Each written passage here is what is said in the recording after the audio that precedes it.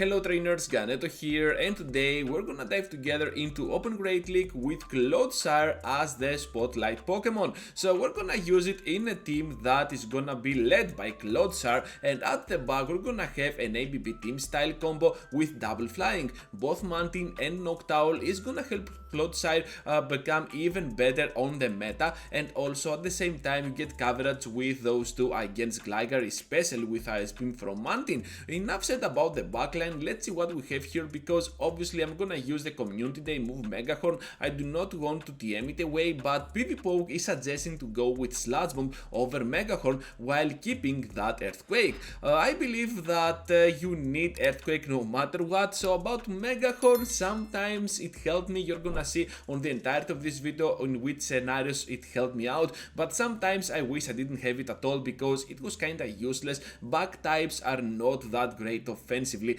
and of course its moveset as well. So anyways, let's see now what we have here, and Toxapex will be kinda problematic for our team, but still nothing that we can't manage. So it is gonna take a while to finish off this Pokemon, and they end up catching my Aerial Ace here, but obviously I have another Aerial Ace coming up and we can still overfarm a little bit more before throwing that next move. So they're gonna block here, which makes me think that they definitely need that Sludge Wave on my Mountain. Perhaps at the back they're severely weak to my Pokemon, and guess what, they have a Swampert. So here is where you can excel with this backline when you're using a Pokemon like Clodsire at the back, because Clodsire is afraid of Glygars and perhaps something like this Swampert, so the backline can definitely protect it from those threats. Now we're having the Aerial Ace to do some cheap damage on the Swampy and the Ice Beam right after to secure the victory against the Mud Boy. Let's get it with Mountain trainers, and now let's move forward into the next battle.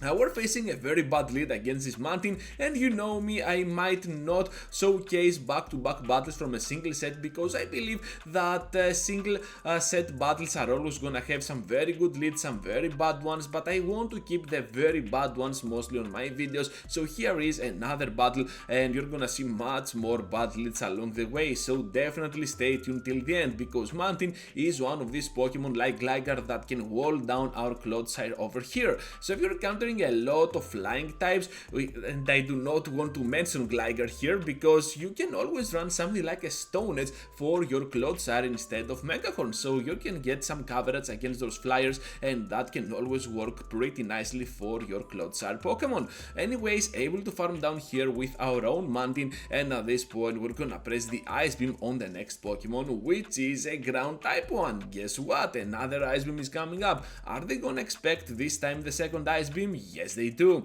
So at this point all we have to do is to respect the damage from a potential Hyper Beam, and guess what, they have it. So we have the shield on the perfect timing here on that Hyper Beam, and now with that Medicham at the back, despite the fact that they're gonna throw a super effective move, we can still hold on. To my surprise, Clodsire is extremely bulky. Well, you can see it by its looks. It looks like a ground type Wailord Pokemon, but overall it is gonna perform pretty well with its bulk in the meta. Able to land the Megahorn, but unfortunately not the knockout. Doesn't matter, we have already done our job here with Clodsire, while our Mountain is still gonna take that victory with that Ice Beam and the final Wing Attack to secure the win. Into the next battle now, trainers, and we're having Alola Sandslash up in front. We might have Mudshot, we might have Earthquake, but those back-to-back Ice Punch are gonna be kinda deadly, and we definitely do not like that. Not only that, but also my opponent here decides to go for the Drill Run for even more damage output. So yeah, obviously this is not looking that great for our Clodsire, and against Alola Sandslash, especially on Shadow, this is gonna be kinda bad for us.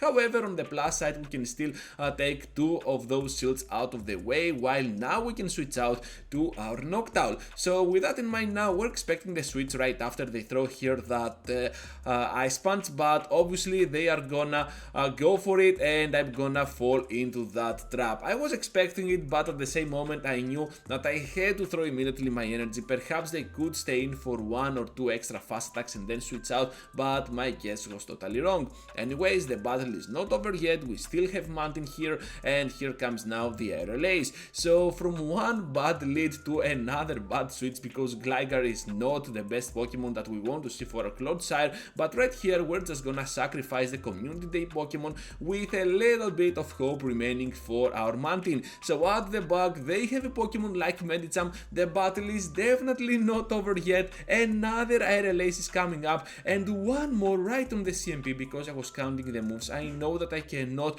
withstand that next charge attack on my shield scenario, and I want to keep that shield since Alolan Sansla still has some energy to spare. Here comes now the final Aerial Ace. Will this be enough to that glassy Pokemon? No, it is not, and just barely enough to farm down, but we cannot do that. They will outspeed us, and that is gonna be a well-earned victory for our opponent.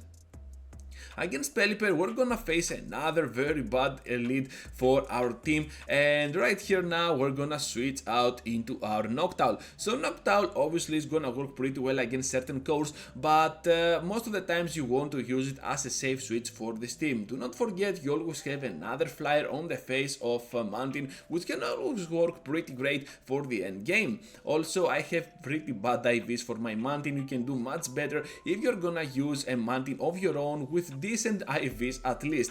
So over here we're gonna go down to those wing attacks and the weather balls from that Pelipper, but it doesn't matter, we have still done our job with our Clodsire over here returning into the battle, able to absorb that foul play, and of course right after we're gonna expect the switch at some point. They have a Clodsire of their own, it is gonna be shiny as well, what a flex point that is, and the Earthquake for massive damage to that Pokemon. So at this point we're gonna respect the damage from that Earthquake, but I am in no mood to block here, and after we see that Sludge Bomb, they're just gonna walk away from this battle. Into the next one now with a Trevenant up in front, not the best lead as well, but they want to bait out something like a Medicham of my own, I believe, with that Greninja. So perhaps at the back they have a second Dark type Pokemon, because you can see that they have kind of a decent lead, they switch out so easily to Greninja, it makes you think that yeah, you can predict those teams pretty easily, I believe. So let's see if we stand correct, because I totally do not remember what they might have at the back, I'm just guessing at this point. So here comes the final Night Slash to finish off my Mountain. If I had better IVs like I said before, obviously this could work much better for me, but it doesn't matter, still we can go in with Clodsire and finish them off. So they did not have a second Dark type Pokemon, instead it is gonna be a second Water type Pokemon on the face of Swampert, and look at that, Sando Swampert with Shadow Hydro Cannon, and we can still survive the move. This is insane. Now gonna switch out to our Noctowl while keeping the shield for the end game, and of course with Trevenant around they stand no chance at all. Noctowl is gonna get that sweet victory. Up in front now, we're facing for our next opponent, that Umbreon, and guess what? Megahorn is coming up. So yeah, Megahorn is one of these bad moves that you are never gonna use unless you are facing a Pokemon that is gonna take super effective damage from that Megahorn. And yeah, Umbreon is one of these Pokemon. So all we have to do here is to spam those Megahorns while we can still survive one more charge attack from this Umbreon. And they're not switching out. I don't know what they are thinking here, but perhaps we can have a chance on whatever lies at the back.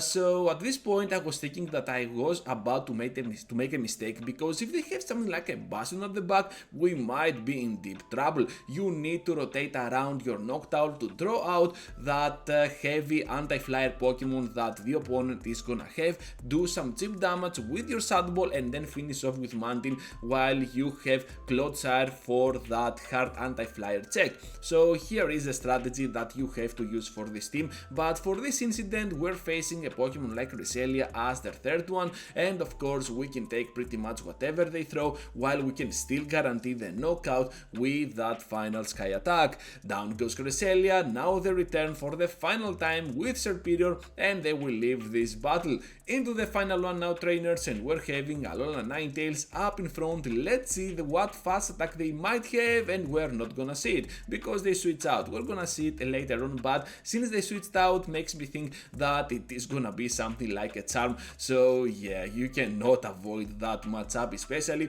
with a very good switch in battle. So yeah, Scrafty is gonna struggle a lot against every single member of my team here, but I'm getting a little bit too greedy and I get a little bit over farm here on my side, but it doesn't matter. We can still grab those 2 seals out of play while we can still keep one of ours for the end game. So down we go to those counters, and now we will return with Clodsire into the battle to finish them off with a simple Mega Horn. What lies at the back? It is gonna be the amazing Umbreon, and of course we have coverage even for that Pokemon. So let's get now to the Mega Horn for massive damage, about 50% already on that bulky beast, and now the Psychic might be super effective but still not gonna be that troublesome for our side. Another move is coming up and Clodsire is taking those moves like a thick beast, and right after another Mega Horn is coming up. Seeing the switch makes me think that I have to switch out to my Mantin and start doing some solid work with those aerial aces.